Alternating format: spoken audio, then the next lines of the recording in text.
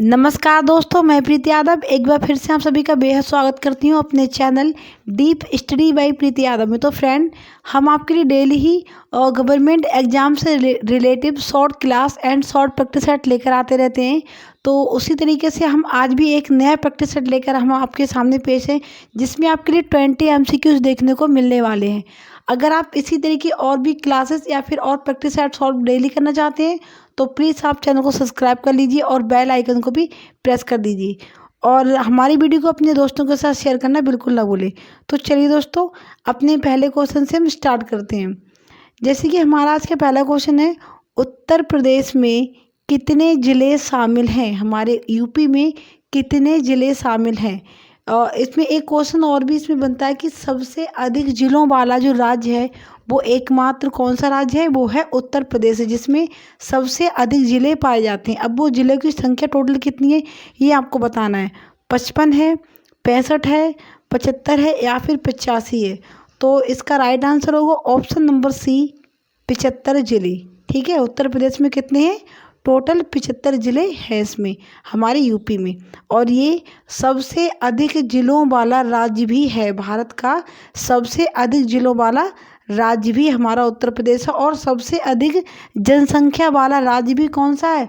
हमारा उत्तर प्रदेश। यहाँ पर सबसे अधिक जनसंख्या है भारत के राज्यों में। चलिए अपना क्वेश्चन नंबर सेकंड देख लेते हैं। क्वेश्चन नंबर सेकंड है हमारा, महात्मा गांधी जी ने किस आंदोलन में करो या मरो का नारा दिया था? ठीक है, ये जो हमारे गांधी जी थे उन्होंने एक नारा दिया था, जो मतलब वैसे तो काफ़ी सारे इनके नारे थे बट एक फेमस नारा उनमें से, इसमें जैसे कि मैंने क्वेश्चन में लिया है करो या मरो, तो ये नारा उन्होंने किस आंदोलन में दिया था? असहयोग आंदोलन में, भारत छोड़ो आंदोलन में, सबने अवज्ञा आंदोलन में या फिर दिल्ली चलो आंदोलन? किस में दिया था? तो ये दिया था ऑप्शन नंबर 2, भारत छोड़ो आंदोलन। ठीक है, इसके तहत उन्होंने दिया था करो या मरो का नारा। चलिए अब देख लेते हैं अपना question number third. Question number third है हमारा, इसे थोड़ा जूम कर लेते हैं, इतना ठीक है। क्वेश्चन नंबर थर्ड है हमारा, सिंधु घाटी सभ्यता के किस स्थल से बृहद स्नानागार प्राप्त हुआ है? सिंधु घाटी सभ्यता जो है, ये जो इंडस वैली सिविलाइजेशन है, इसके किस स्थल से बृहद स्नानागार प्राप्त हुआ है? एक बहुत बड़ा स्नानागार, इन्हें नहाने का एक स्थान कहाँ से प्राप्त हुआ है? मोहनजोदड़ो से, हड़प्पा से, लोथल से, ये लोचन हो गया, लोथल हो गया यहाँ पर, या फिर कालीबंगा से? कहाँ से प्राप्त हुआ है? तो इसका राइट आंसर क्या होगा? ये होगा मोहनजोदड़ो, यानी ऑप्शन नंबर 1, मोहनजोदड़ो से ये स्नानागार प्राप्त हुआ है सिंधु घाटी सभ्यता में। चलिए अब देख लेते हैं अपना क्वेश्चन नंबर 4।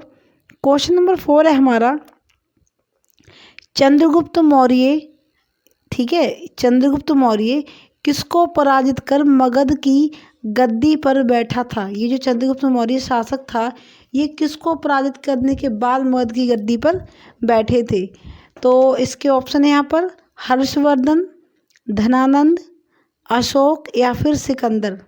तो इसका जो राइट आंसर है वो क्या होगा? ऑप्शन नंबर बी, घनानंद को। ठीक है, वो भी किसकी नीति से? खुद से नहीं, चाणक्य का यहाँ पर माइंड था, यानी कि जिन्हें कौटिल्य भी बोलते थे। तो उनके माइंड के अकॉर्डिंग, मतलब उन्होंने रणनीति तैयार करी, जिस तरीके से फिर इन्होंने धनानंद को पराजित किया और फिर ये मगध की गद्दी पर बैठे थे। धनानंद बहुत ही एक क्रूर और अयास किस्म का शासक था।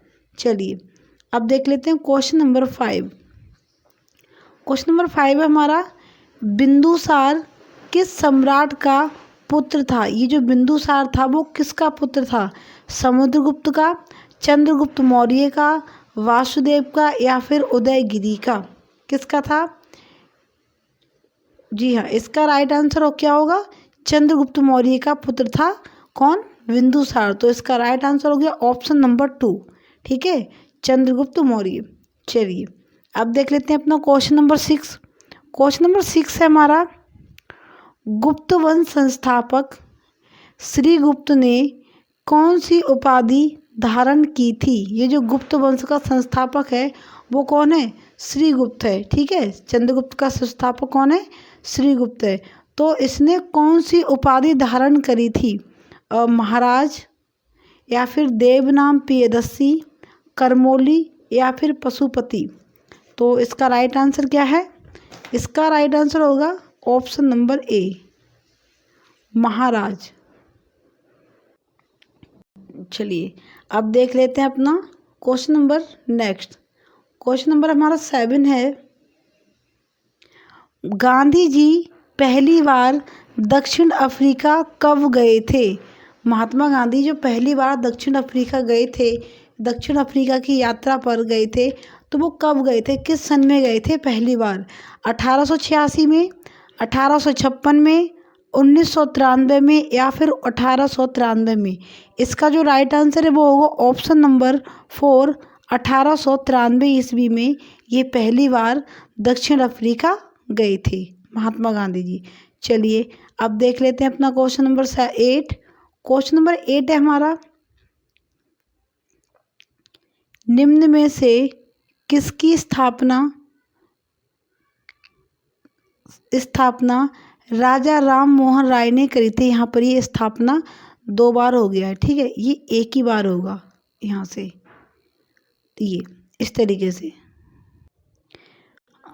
ठीक, तो इसकी स्थापना किसने करी थी? विधवा पुनः विवाह की, ब्रह्म समाज की, या आर्य समाज की, या फिर सत्य शोधक समाज की? तो इस क्वेश्चन में पूछा है कि इस कौन से किसकी स्थापना करी थी राजा राम मोहन राय जी ने? तो इसका जो राइट आंसर है वो होगा ऑप्शन नंबर 2, ब्रह्म समाज। ठीक है, क्या हो गया? ब्रह्म समाज की स्थापना राजा राम मोहन राय जी ने करी थी। चलिए अब देख लेते हैं अपना question number next. Question number 9। Question number 9 है हमारा, अनुच्छेद 32 को संविधान की आत्मा किसने बताया है? ये तो क्वेश्चन आपको डायग्राम देखकर ही दिख गया हो, क्योंकि यहाँ पर मैंने साथ ही साथ पिक्चर दी हुई है, तो आपको ये पिक देखने के बाद आपको पता चल गया होगा कि इसका राइट आंसर क्या है। इसका राइट आंसर होगा ऑप्शन ए, BR अम्बेडकर, यानी डॉक्टर भीमराव अम्बेडकर जी ने, यानी बाबा साहब, ठीक है, जिन्हें बाबा साहेब भी बोलते हैं कि नहीं, भीमराव अम्बेडकर जी को। तो उन्होंने अनुच्छेद 32 को संविधान की आत्मा बताया है अपने एक स्टेटमेंट के जरिए। चलिए अब देख लेते हैं क्वेश्चन नंबर 10। क्वेश्चन नंबर 10 है हमारा, संविधान के किस भाग को भारत का मैग्ना कार्टा कहा जाता है? ठीक है, किसको कहा जाता है भारत का मैग्ना कार्टा? भाग 2 को, भाग 4 को, भाग 6 को, या फिर भाग 7 को? तो इसका राइट आंसर होगा ऑप्शन नंबर 1, भाग 2। भाग 2 के लिए संविधान के भाग 2 को भारत का मैग्ना कार्टा कहा जाता है। चलिए अब देख लेते हैं क्वेश्चन नंबर 11 अपना। क्वेश्चन नंबर 11 है हमारा, भारत का सबसे ऊंचा बांध कौन सा है? हमारे इंडिया का सबसे ऊंचा बांध कौन सा है? यहाँ पर ऑप्शन है कोयना बांध, हीराकुंड बांध, टिहरी बांध, या फिर नागल बांध, जिसे भाखड़ नागल बांध पूरा बोलते हैं। ठीक है, तो सबसे ऊंचा बांध कौन सा होगा? वो होगा टिहरी बांध। ये ठीक है, ये टी के शेप में आपको याद रखना है, टी के शेप में जो कि बना हुआ है वो है हमारा टिहरी बांध। ठीक है, तो ये हमारे भारत का सबसे ऊंचा बांध है। चलिए अब देख लेते हैं क्वेश्चन नंबर 12। ये है हमारा, भारत में मुगल साम्राज्य का संस्थापक कौन था और उसका शासनकाल का समय कितना था? हमारे इंडिया में जो मुगल साम्राज्य की स्थापना जो हुई थी, तो उसकी स्थापना किसने करी थी हमारे भारत में, और उसका शासनकाल का समय कितना था? ठीक है, मुगल शासन का पूरा नहीं पूछा है, सिर्फ जिसने स्थापना करी थी उसका शासनकाल पूछा है यहाँ पर। औरंगजेब जो कि 1658 से 1707 तक रहा, बाबर 1526 से 1530 तक, अकबर 1556 से 1605, या फिर जहांगीर 1605 से 1627। तो इसका जो राइट आंसर है वो बाबर होगा, बिकॉज बाबर ने हमारे भारत में मुगल साम्राज्य की स्थापना करी थी? तो इसका राइट आंसर वो होगा ऑप्शन नंबर 2, बाबर 1526 से 1530 तक। चलिए अब देख लेते हैं अपना क्वेश्चन नंबर 13। क्वेश्चन नंबर 13 है हमारा, मुगल शासक बाबर का पूरा नाम क्या था? इसका पूरा नाम क्या था? नूरुद्दीन मोहम्मद जहांगीर बादशाह गाजी, जहरुद्दीन मोहम्मद, मीर मोहम्मद हकीम, या फिर बहादुर शाह जफर? क्या नाम था? तो इसका जो नाम था बाबर का वो था जहरुद्दीन मोहम्मद, ऑप्शन नंबर 2। एक मिनट दोबारा से इसे कर लेते हैं यहाँ से, ऑप्शन नंबर 2 जहरुद्दीन मोहम्मद। ठीक है, ये इसका नाम था। ये जो ऊपर वाला नाम है यहाँ पर ये दिख रहा है, ये नाम था जहांगीर का, ठीक है, जो कि अकबर का पुत्र था। और ये जो सबसे लास्ट में नाम है ये था खुर्रम, जो बादशाह था उसका नाम था। ठीक है, चलिए अब देख लेते हैं क्वेश्चन नंबर 14। ये है, प्रथम बौद्ध समिति का आयोजन किसने कौन से स्थान पर कराया था? यानी प्रथम बौद्ध समिति जो हुई थी उसका आयोजन किसने कराया था एवं किस स्थान पर कराया था? कालाशोक ने वैशाली में, अशोक ने पाटलिपुत्र में, कनिष्क ने कुंडलवन में, या फिर अजातशत्रु ने राजगृह में? इसका जो राइट आंसर है वो जाता है ऑप्शन नंबर 4 में, अजातशत्रु ने राजगृह में कराई थी प्रथम बौद्ध समिति। ठीक है, चलिए अब देख लेते हैं अपना अगला क्वेश्चन। अगला क्वेश्चन हमारा बैंक से रिलेटिव है, जो कि है UNI यानी यूनियन बैंक ऑफ इंडिया। ठीक है, UNI यानी union bank of India bank की स्थापना किस सन में हुई थी? ये UNI नहीं, UBI हो गया, यहाँ पे UNI हो गया। ठीक है, तब तो यूनियन नेशनल हो गया, लेकिन है क्या? यूनियन बैंक ऑफ इंडिया यानी UBI। ठीक है, शॉर्ट नेम हो गया U और फिर ये हो गया B, फिर ये हो गया I, UBI यानी यूनियन बैंक ऑफ इंडिया की स्थापना किस सन में हुई थी हमारे भारत में? 1945 में, 1939 में, 1911 में, या फिर 1906 में? तो इसका जो राइट आंसर है वो क्या होगा? वो होगा 1911 यानी कि ऑप्शन नंबर C। ठीक, ऑप्शन नंबर C इसका राइट होगा। चलिए अब देख लेते हैं अपना क्वेश्चन नंबर 16। क्वेश्चन नंबर 16 है हमारा, सती प्रथा के साक्ष्य एवं 3 युगल समाधियां किस स्थान से प्राप्त हुई हैं?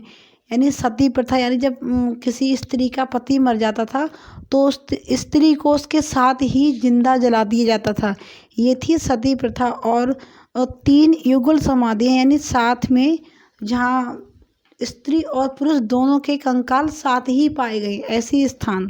ठीक है, तो ऐसी 3 समाधि ये किस स्थान से प्राप्त हुई इस तरीके के साक्ष्य? रंगपुर से, लोथल से, बनावली से, या फिर सुरकोटदा से? तो इसका जो क्वेश्चन नंबर 16 का जो राइट आंसर है वो होगा लोथल यानी option number 2, option number B, Lothal से प्राप्त हुए हैं सती प्रथा के साक्ष्य एवं 3 युगल समाधियों के साक्ष्य। चलिए अब देख लेते हैं अपना क्वेश्चन नंबर 17। ये है जैन धर्म से रिलेटिव। ये है जैन धर्म के पंच महाव्रत। ठीक है, जैन धर्म के पंच महाव्रत में सम्मिलित में इनमें से कौन सा नहीं है? यानी जो 5 उनके महाव्रत हैं उनमें से यहाँ पर 3 होंगे लेकिन चौथा नहीं है। इसमें कौन सा नहीं है? अहिंसा, अपरिग्रह, अस्तेय, या फिर विडंबना? तो इसमें से कौन सा है जो सम्मिलित नहीं है उसमें जैन धर्म के महापंच व्रत में? तो ये है ऑप्शन नंबर 4 विडंबना। ठीक है, ऑप्शन D विडंबना उसमें सम्मिलित नहीं है। किसमें? महाव्रत में, पंच महाव्रत में।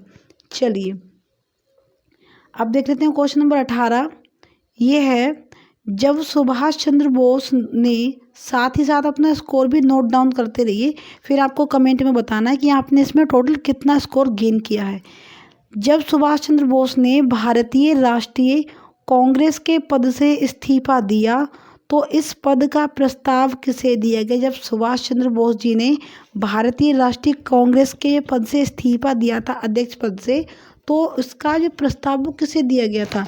जवाहरलाल नेहरू जी को, पट्टाभी सीतारमैया को, महात्मा गांधी को, या फिर राजेंद्र प्रसाद को? इसका भी राइट आंसर होगा option number B, Pattabhi Sitaramayya. ठीक है, इनके लिए ये ऑफर किया गया था पद। चलिए अब देख लेते हैं अपना क्वेश्चन नंबर 19। क्वेश्चन नंबर 19 है हमारा, टिहरी बांध किस नदी पर बना हुआ है? ये जो टिहरी बांध है वो किस नदी पर बना हुआ है? सबसे ऊंचा बांध तो हो गया टिहरी बांध, देखिए ये है टी के शेप में, ठीक है, तो ये हो गया टिहरी बांध। लेकिन ये किस नदी पर बना हुआ है? महानदी पर, भागीरथी नदी पर, कृष्णा नदी पर, या फिर गोदावरी नदी पर?